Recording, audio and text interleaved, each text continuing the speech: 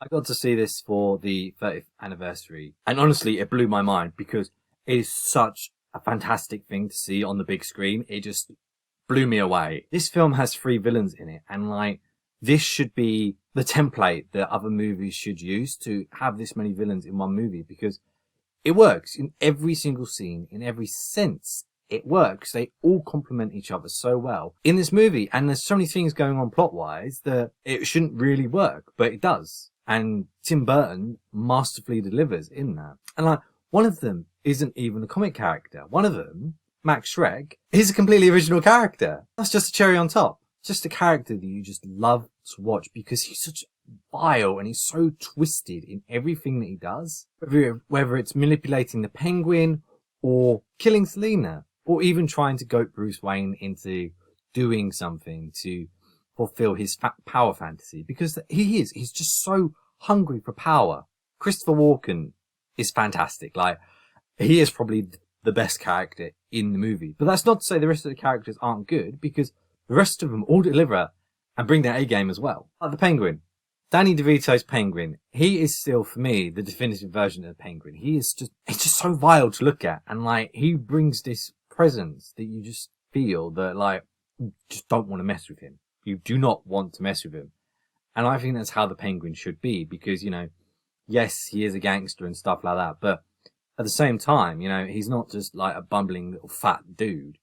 Like, he will kill you if he has the chance. And, you know, there's a perfect scene in this where the guy is like kind of poking fun at him, making jibes at him, and he tries to bite his nose off. You know, it's violent, it's gruesome, and it makes you go, wow. Like, Max Schreck has got some balls because he's trying to manipulate this guy, not realizing like how threatening and how deadly he actually is. Watching this movie back, I didn't actually realize like how cunning he was as well, because as soon as he gets out of the sewers and like announces his presence, you know, before like doing the run for mayor campaign or anything like that, he literally goes into the heritage or the library, whatever it is, and he tries to find the name of all the firstborn children of Gotham, because later on he abducts them all. And like, I've just realised that, and that little detail has flown over my head for so many years, because this is one of the films I grew up with, you know. I've watched this constantly, and this is the first time, now I'm like an adult, that I've actually realised and gone, oh my word, you know, that's really sinister. Then you have Catwoman. Now, she is probably the least interesting of the 3 villains, but that's not to say it's bad. It's just to say that, you know, you're not Christopher Walken and you're not Danny DeVito, you know. There's got to be some levity somewhere. And, you know, you have Selina, like, she's down on her luck, she's not a good secretary, and then you have the Catwoman persona, and the Catwoman persona is what really draws you in, because she's so feisty and fiery, and she will not take any nonsense from anyone. Michelle Pfeiffer really delivers, and she is a great antagonist to all of the male counterparts in this movie. Like, if there wasn't her presence in this film, we wouldn't have had so many great scenes. We really wouldn't have. And like, Bruce's whole love story just wouldn't have happened, and like, Batman again would have been relegated to something that just wasn't important. Her chemistry with Michael Keaton is on point. It is the best love story of the first 4 films. Amazing. It pulls you in, and you real feel for these 2 people who, they're Catwoman and Batman, they're completely against each other and enemies, but these 2 outcasts, you know, they have connection, they really get on, and you feel how sincere it is in their performances. Glad that Michael Keaton got a lot more to do in this movie. You know, there's a lot more for him to work with, to sink his teeth into.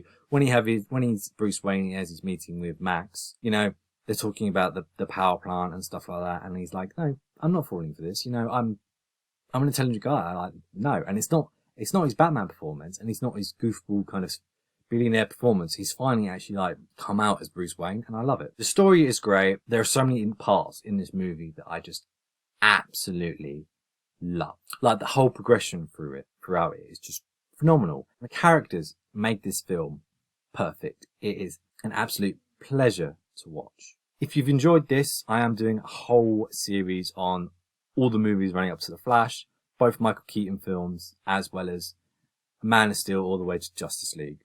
I'll just put them all across here if you're interested. Thank you for watching, and I'll catch you in the next one.